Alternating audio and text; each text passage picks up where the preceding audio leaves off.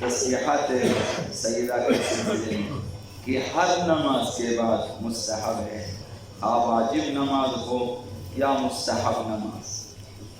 لیکن واجب نمازوں کے بعد زیادہ تاکید ہے مستحب نمازوں کی نسبت۔ واجب نمازوں کے بعد اس تسبیحات کے پڑھنے کی تاکید ائمہ اطہار علیہ السلام کی طرف سے زیادہ ہوئی ہے، اور واجب نمازوں میں بھی نماز فجر کے بعد ان تسبیحات کی زیادہ تاکید ہے اور زیادہ تاکید ہے۔ یہ پہلا مسئلہ ہے۔ دوسرا مسئلہ یہ ہے کہ اگر تسبیحات کہنے والا تکبیرات یا تسبیحات کی تعداد میں شک کرے، اب 33 میں نے پڑھی ہے یا 34 پڑھی ہے، مثلا 32 یا 33، مثلا کمی بیشی شک کرے، تو حکم یہ ہے کہ اگر محل سے نہ گزرا ہو تو کم مقدار پر بنا رکھیں اور پڑھیں۔ مثلا تکبیرات پڑھتے ہوئے اللہ اکبر کہتے ہوئے آخر میں شک کیا کہ 33 ہوئے یا 34، چونکہ ابھی تک آپ نے الحمدللہ شروع نہیں کیا تو محل سے نہیں گزرا، تو آپ کم پر بنا رکھیں کہ 33 میں نے پڑھ لیا، ایک اور پڑھیں 34، اور اسی طرح الحمدللہ کہتے ہوئے 33 اور 34 میں مثلا شک ہو جائے، محل سے نہیں گزرا تو کم پر بنا رکھیں کہ میں نے 33 پڑھی ہے اور کافی 34 نہیں پڑھی ہے۔ مثلا 32 اور 33 میں شک ہو جائے تو 32 پہ بنا رکھیں اور ایک اور پڑھیں، 33 مکمل کریں۔ لیکن اگر محل سے گزر چکا ہو، جب آپ نے شک کیا اس وقت آپ تکبیرات میں شک کیا جبکہ آپ الحمدللہ کہہ رہے تھے، محل گزر چکا ہے، تو اس صورت میں بنا رکھیں کہ انشاءاللہ عدد کامل ہے، میں نے 34 ہی پڑھا ہے، اپنے شک کی پرواہ نہ کریں، وہ گزر جائیں۔ یہ ایک مسئلہ ہے۔ اگر زیادہ پڑھ لیا ہو احیاناً تو کوئی اشکال نہیں ہے، آپ بنا رکھیں کہ 34۔ اگر سہواً غلطی سے اذکار کی جو شرعی مقدار ہے اس سے زیادہ کہہ چکا ہو، مثلا تکبیر میں حکم ہے کہ 34 بار پڑھے، آپ نے غلطی سے 35 بار پڑھا، مثلا 35 36 مثلا کہتے گئے، غلطی سے 2 3 4 زیادہ پڑھ لیا مثلا، تو حکم یہ ہے کہ بنا رکھیں کہ مثلا تکبیرات میں بنا رکھیں 34، اور باقی جتنا اضافی آپ نے پڑھا اس سے رفعیت کریں، یعنی اس سے دستبردار ہو جائیں، اسے کالعدم قرار دیں اپنے ذہن میں کہ 34 میری تعداد کامل ہے، باقی اضافی ہیں، خدا جو چاہے خود کرے، مثلا اس سے دستبردار ہو جائیں۔ شرعی حکم یہ ہے۔ شرح عروۃ الوثقیٰ میں حضرت آیت اللہ سیستانی کا بھی یہی فتویٰ، باقی فقہا کا بھی یہی فتویٰ ہے، اور تو مسائل جامع میں بھی غالباً یہی لکھا ہوا ہے۔ یہ چند مسئلے۔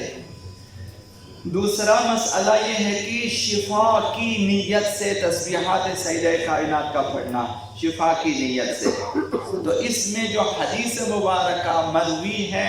وہ آقا امام جعفر الصادق علیہ السلام سے کہ ایک صحابی نے ان سے شکایت کی کہ میں کم سنتا ہوں، مجھے سنائی کم دیتی ہے۔ امام نے فرمایا کہ علیکا بتسبیح فاطمہ سلام اللہ علیہا، تمہارے لیے لازم ہے کہ تو اس ہدف کے لیے، اس مقصد کے لیے کہ کان کی گہرانی، وہ جو کم سنائی دینا برطرف ہو، اس نیت سے تسبیح سیدہ کائنات سلام اللہ علیہا پڑھا کرے۔ تو وہ صحابی نے وہ کہتا ہے کہ ایک مختصر عرصہ میں نے یہ پڑھنا شروع کیا اسی نیت سے، تو کہا کہ جو ہے کان کی ثقالت اور وہ گرانی ختم ہو گئی، یہ جو کم سنائی دینا یہ ختم ہو گئی۔ اب یہ مروی ہے الدعوات میں، تو اس میں جو راز ہے وہ یہ ہے کہ خداوند متعال کے اسماء ہیں یہ اللہ اکبر، اور اسی طرح سے الحمدللہ یہ جو اللہ ذکر خدا نام الہی،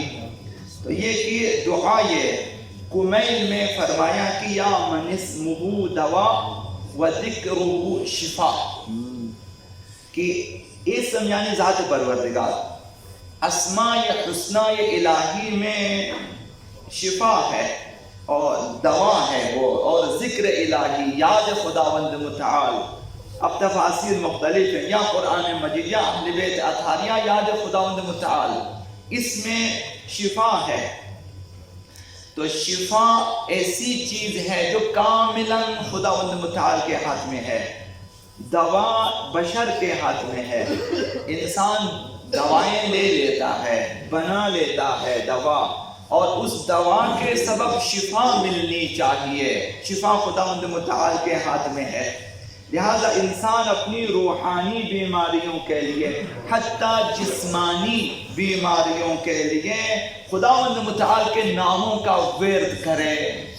مثلا جو شأن کبیر میں جو 1000 اسماء الہی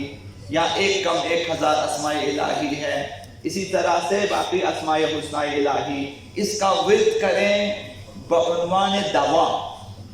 کہ اس طرح میں دوا کرو اپنی بیماری کے، اسی نیت سے تو خداوند متعال اپنی مشیت کے تحت شفا دے دیتا ہے۔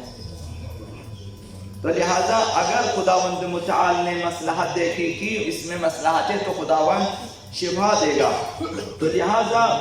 ائمہ اطہار نے یہ سفارش کی کہ مثلا ایک شخص ہے کہ اس کے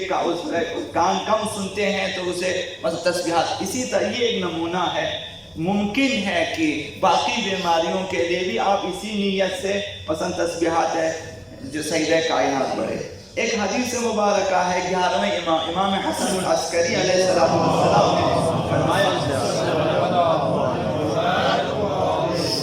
ایک مناجات کے ضمن میں فرمایا، یا من یجعل الشفاء فیما یشاء من الاشیاء، اے وہ ذات جو جس چیز میں چاہے شفا رکھ دیتا ہے۔ خداوند متعال کی ذات وہ ہے کہ کسی بھی چیز میں شفا رکھ دیتا ہے۔ شہد میں شفا ہے، قرآن میں شفا ہے، مختلف چیزوں میں، مختلف دواؤں میں، مختلف غذاؤں میں خداوند متعال نے شفا رکھ دیا ہے۔ تو اس لیے یہ جو اذکار خداوند متعال بعنوان تسبیحات سیدہ کائنات سلام اللہ علیہا ہیں، یہ بیماریوں کے لیے بھی آپ اسی نیت سے پڑھ سکتے ہیں، انشاءاللہ العزیز شفا بھی مل جائے گی۔